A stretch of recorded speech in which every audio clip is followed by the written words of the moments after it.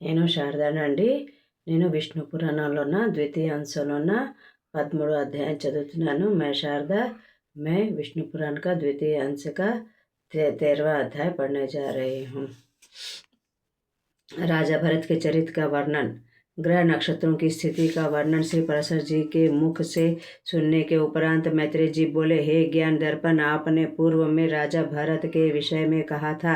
मेरे हृदय में उनका संपूर्ण चरित्र सुनने की अभिलाषा उत्पन्न हुई है। कृपा करके यह बतलाइए कि योग युक्त होकर राजा भरत सदैव श्री हरि नारायण के चरणों का ध्यान करते रहे, फिर भी किस कारण उनकी मुक्ति नहीं हुई।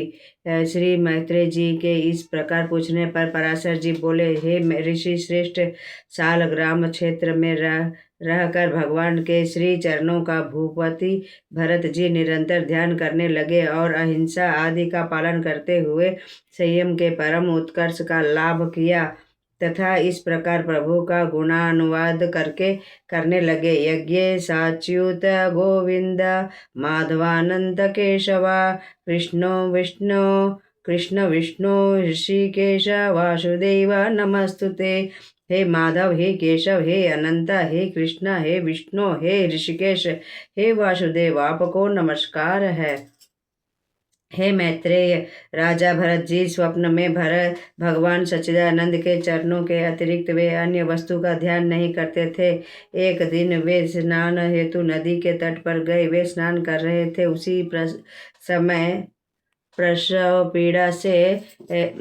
समय प्रसव पीड़ा से ग्रसित एक हिरणी, जो प्यास से अत्यंत व्याकुल थी, पानी पीने हेतु वहां आई। वह जल पीकर संतुष्ट हुई। उसी समय समस्त प्राणियों को भयभीत करने वाले वनराज की दहाड़ गूंज उठी। दहाड़ सुनकर वह हिरणी डर कर बड़े जोर से उछल कर नदी के तट पर चढ़ी गई। ऐसा करने से उसका गर्भ नदी में जल में गिर गया और जलधारा में बहने लगी। गर्भ गिरने से हिरणी का भी प्राणांत हो गया।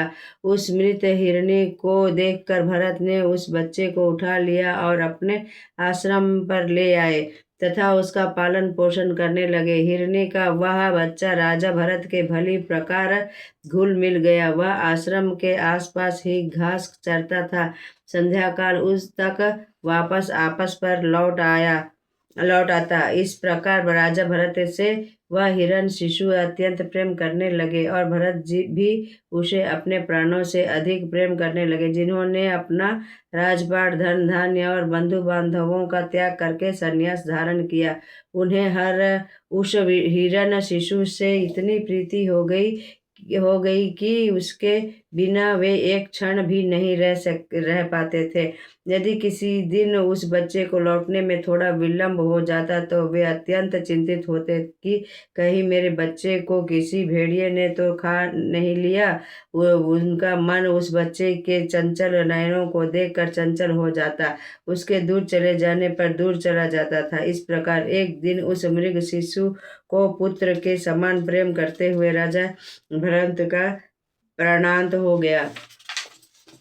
मृत्यु के समय हिरण शिशु के प्रति उत्पन्न सुदृढ़ प्रेम भावना के कारण उनका जन्म हिरण योनि में हुआ, किंतु उन्हें अपने पूर्व जन्म का पूर्ण स्मरण रहा।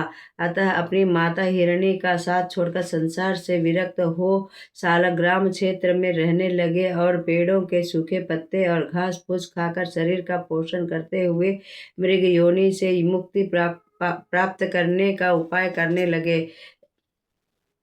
तत्पश्चात उस तन का त्याग करके पवित्र कुल वाले ब्राह्मण के घर में जन्म लिया। हे मैत्रेय जी, उस योनि में भी उन्हें अपने पूर्व जन्म का पूर्ववत स्मरण रहा। वे सर्व विद्या संपन्न और आत्मज्ञान युक्त, सदैव प्रकृति से परे देखते थे। उपनयन संस्कार होने के उपरांत भी वे गुरुओं द्वारा वेद पाठ पढ़ाने पर भी वे पढ़ते न थे और न तो किसी कर्म की ओर ध्यान ही देते थे। जब कभी कोई कुछ पूछता था तो वे जड़ के समान रहते। उनके तन पर मैले कुचले वस्त्र थे। किसी के द्वारा अपमानित होने पर भी कुछ नहीं कहते। उन्हें सम्मान की कोई चिंता न थी, क्योंकि वे जानते थे कि लिए सबसे अधिक हानिकारक सम्मान ही है, और जो योगी मनुष्यों द्वारा अपमानित होता है उसे जल्द ही सिद्ध प्राप्त होता है। हिरण्यगर्भ के इस सार युक्त तत्व का स्मरण करते हुए वे स्वयं को जड़ के समान प्रकट करते थे। यदि उन्हें किसी ने कुछ खाने के लिए दिया तो उन्होंने खा लिया, नहीं मिला तो भूखे रहे। उनके भाई बंधु उनसे खेती बाड़ी का काम बताने लगे और सड़े गले अन्न उन्हें देने लगे। फिर भी वे शरीर से पुष्टि थे।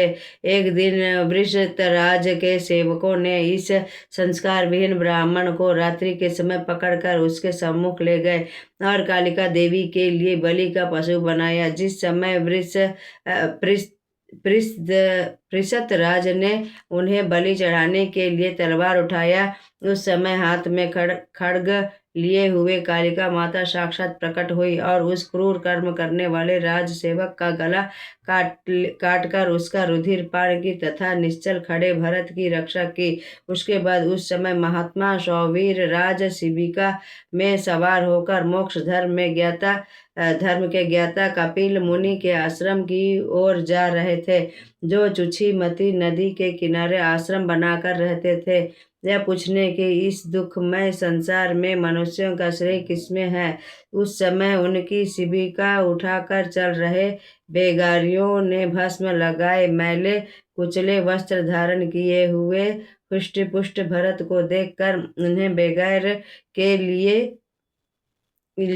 अच्छा समझा और उन्हें पकड़कर ले आए। संपूर्ण ज्ञान विज्ञान के ज्ञाता भरत जी शिबिका कंधे पर रख कर चलने लगे। बुद्धिमानों में श्रेष्ठ भरत जी चार हाथ भूमि देखकर धीरे धीरे चलने लगे, जबकि अन्य सब तेज गति से चलते थे। इस कारण शिबिका विषम गति से हिलने लगी। तब सौवीर राज ने सेवकों से कहा कि तुम लोग क्या करते हो, समान गति से चलो। उस समय एक सेवक ने कहा कि यह धीरे धीरे चलता है, तभी शिबिका हिल रही है। सेवक के वचनों को सुनकर राजा ने भरत को संबोधित करके कहा, अरे तूने अभी थोड़ी दूर तक मेरी शिबिका को वहन किया, देखने में तू काफी हष्टपुष्ट है, फिर भी इतनी जल्दी थक गया। तब भरत जी कहने लगे, हे राजा, ना तो मैं मोटा हूँ और ना ही आपका शिबिका उठाकर चल रहा हूँ। मैं थका भी नहीं हूँ और मुझे श्रम सहन करने की आवश्यकता भी नहीं है। राजा पुनः बोले, तूने मेरी शिबिका का अपने कंधे पर उठा रखा है, फिर भी कहता है कि मैंने शिबिका वहन नहीं किया है।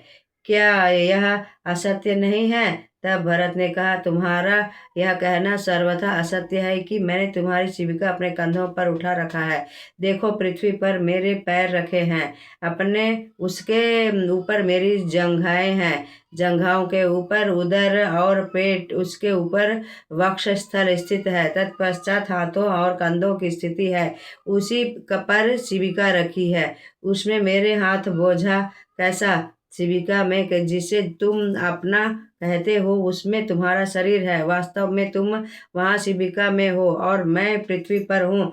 मैं तब तुम और समस्त जीव पंचभूतों में वहन किए जाते हैं। समस्त जीवों में सत्वादि गुण भी कर्मों में के वशीभूत है और कर्म अविद्याजन्य है। समस्त जीवों में वह एक ही विद्यमान है, जिसकी न तो बुद्धि होती है और न ही उसका क्षय होता है। फिर तुम्हारा यह कहना पूर्ण रूप से अनुचित है कि मैं मोटा हूँ। हे राजन, पृथ्वी पैर, जंघा, कमर, उदर और वक्षस्थल के ऊपर रखे हुए कंधे के ऊपर रखी हुई शिबिका यदि मेरे लिए भार स्वरूप है, तो तुम्हारे लिए भी तुम्हारा शरीर भार ही है। यह कहकर वे मौन हो गए। भरत के मुख से निकली वाणी सुनकर सौवीराज के अंतःकरण में उजाले की किरण प्रदीप्त हो गई। वे उसी क्षण शिबिका से उतरकर उनके चरण पकड़ लिए। हे प्रभु, सत्य सत्य बतलाइए कि यह जड़ वेश धारण किए हुए आप कौन है? तब आपके यहाँ आगमन का क्या प्रयोजन है। हे द्विजवर, अपनी कृपा का प्रसाद मुझे प्रदान कीजिए। तब वे कहने लगे, हे राजन, मैं अमुक हूँ। आपने मेरे आगमन का कारण पूछा तो तुम यह जानो कि आना जाना कर्म फल के कर्म उपयोग के लिए होता है। फिर मेरे आगमन का कारण विशेष रूप से क्यों पूछते हो। यह सुनकर राजा ने कहा, अवश्य ही कर्म फल के उपभोग के लिए आना जाना होता है। एक दूसरे देह में जाना कर्म के अनुसार होता है। हे विप्रवर, कृपा करके यह बतलाइए कि किस दोष के कारण आत्मा में अहम होता है। जड़ भरत बोले, अहम शब्द से आत्मा में किसी प्रकार का दोष उत्पन्न नहीं होता, परंतु अनात्मा में आत्मत्व का ज्ञान कराने वाला भ्रांति मूलक अहम ही दोष का कारण है। जिह्वा कारणों के से वाणी स्वयं अपने को अहम कहती है। हे राजन, तुम राजा हो और शिविका उठाकर चलने वाली तुम्हारी प्रजा, किंतु यह सत्य नहीं कि है कि ठीक उसी प्रकार जैसे वृक्ष से लकड़ी हुई है, लकड़ी से शिविका बनी, उस पर तुम बैठे हो, किंतु तुम्हें कोई यह नहीं कह सकता कि लकड़ी पर बैठे हो, वरन यह कहेगा कि राजा शिविका में सवार है। लकड़ियों के समूह को रचना करने शिविका रूप प्रदान किया। उसी शिविका से लकड़ियों को अलग कर दो, फिर शिविका का अस्तित्व ही समाप्त हो जाएगा। हे राजन, उसी तरह पुरुष न देवता है, न मनुष्य और न ही पशु पक्षी, ये सभी कर्मानुसार शारीरिक ढांचे हैं। हे राजन,